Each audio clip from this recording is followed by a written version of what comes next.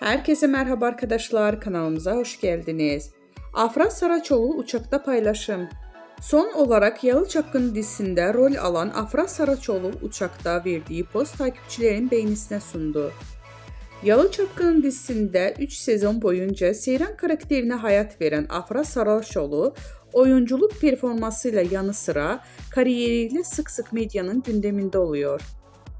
Güzel ve ünlü oyuncu uçakta seyahat ederken verdiği poz takipçilerinin beğenisine sundu. Zaman zaman doğal hallerini gözler önüne seren Afra Saraçoğlu bu kez uçakta yüz maskesi yaptı.